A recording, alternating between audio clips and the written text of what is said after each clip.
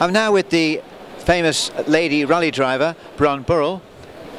Good afternoon, Bron. Good afternoon, Graham. And welcome to the Classic Restoration Show 2019. Thank you very much, Graham. It's lovely to be here. See all the lovely cars here, people working madly on them, and to have Puff here as a little showpiece is lovely too.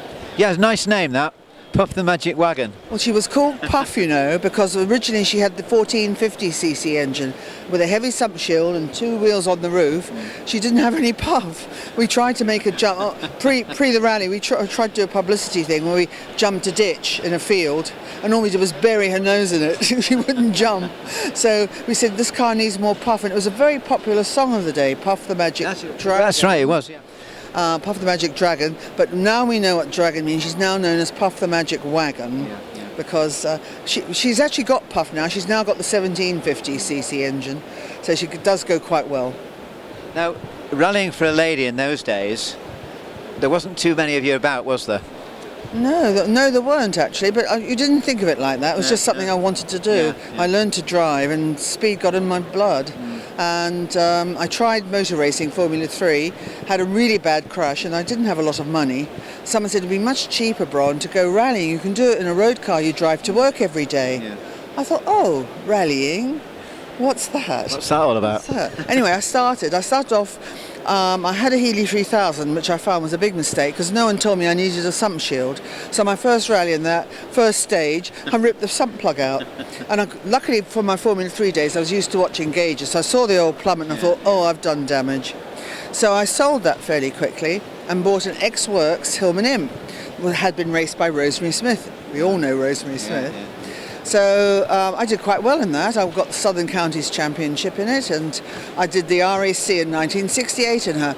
Pat Moss had rolled and gone out. Rosemary had crashed into a tree. We were still running on the last morning. Sole lady team left. We were first in our class. The prize was in my grasp. And through a forest, I think it was Kielder Forest. It was a 20-mile stage. And about a mile into the stage, the throttle cable broke. And I had my navigator kneeling on the floor, holding the throttle open with a pair of pliers. And we got to the end of the stage, but it was a long way to go. By the time I got there, driving on the clutch, the brakes, ignition switch, whatever I could think of to get the car to the end, I was blowing white steam out the back. The head gasket had gone. And anyway, it's about just coming up dawn in this little Yorkshire village, heading for London. I think 2 stages left, and the finish and the prize was mine. And my little service crew from Sutton and Sheen pulled alongside and said, oh, Bron, we ought to do something to make sure you get to the finish, you know. I said, oh, okay, so we'll stop in this village and we'll do some work, see what we can do. I said, all right. And without thinking tiredly, I turned the engine off. And of course, aluminium head on the Imp. The minute it cooled, it warped, and the car was never to restart. And that was the end of that chance of a lifetime I had. Gutting, I suppose. It was a little bit. I mean, you're doing so well against all, as a privateer, totally. I think I've still got the bill for preparing the car for that rally, and it was £95, 4 shillings and sixpence or something to prepare this car, this Imp. Anyway, so a year later, I wasn't very happy with the fact the engine was over the rear wheels, and I like a bit of more power than that. So I sold that car, and I bought an Escort twin cam. Oh boy, did I love that car. I loved that car. So did quite a few rallies in her, did the RAC in 70. Unfortunately, on the morning after our night's sleep in Blackpool, my driving to the first stage in Clochainog, my driver on a narrow road hit some gravel on a 90-degree right, went up the bank, and we ended up on our roof. Well, it was fine. The screen shattered. The shattered screen in the car did not do the job, because when we got to Great Orme, it started to rain, and the shutter screens are not waterproof, and it's very hard to use wipers on.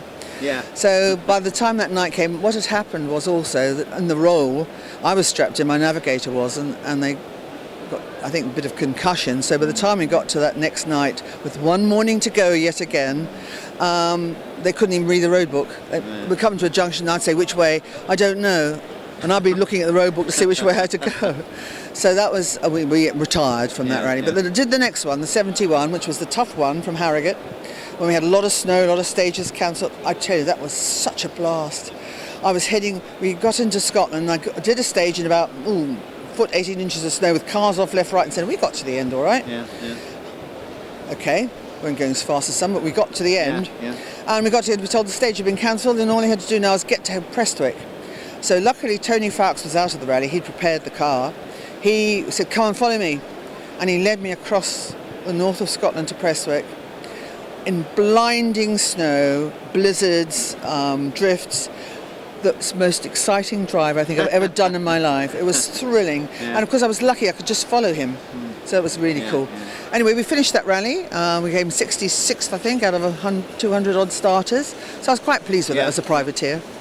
And then a year later my mother died and I went back to New Zealand. My rallying ended abruptly, and it was only 2013 that someone said, I didn't know you raced and rallied, Bron. And I said, well, why would you, And they said, well, just Google yourself. And there wasn't much, but it was enough to see that this car was still alive, as it were. And Tina, the surviving co-driver, had given a talk at a motor club. So I emailed the motor club.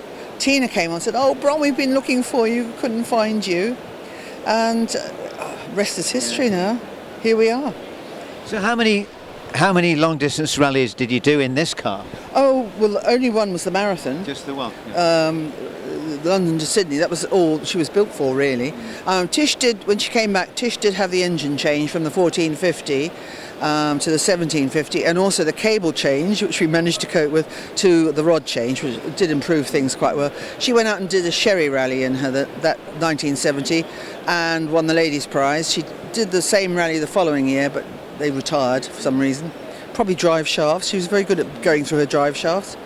And she didn't do a lot after that. I think Tish basically retired.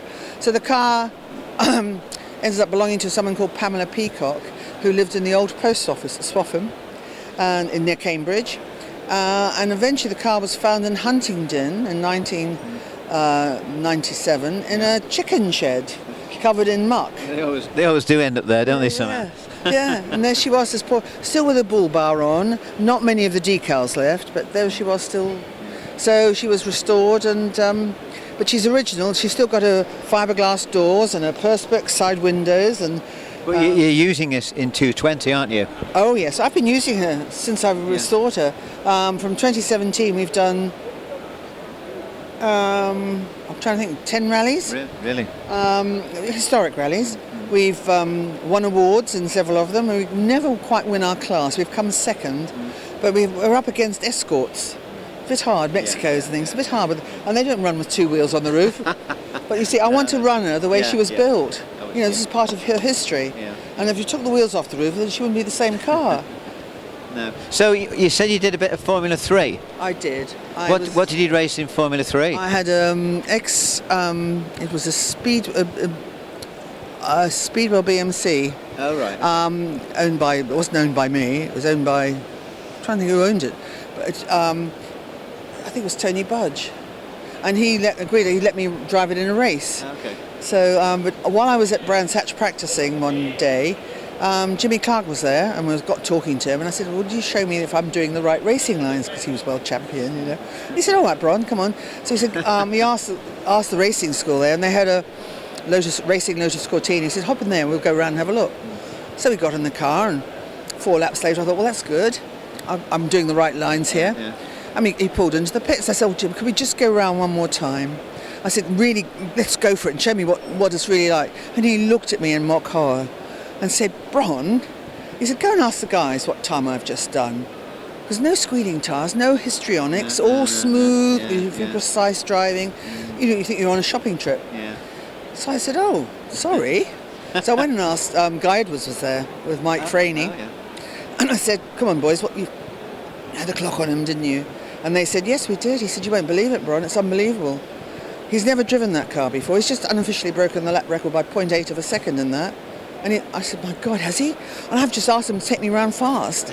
No wonder he's upset with me.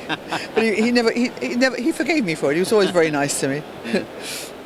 So, what is it like though when you're especially on these long rallies? You must get.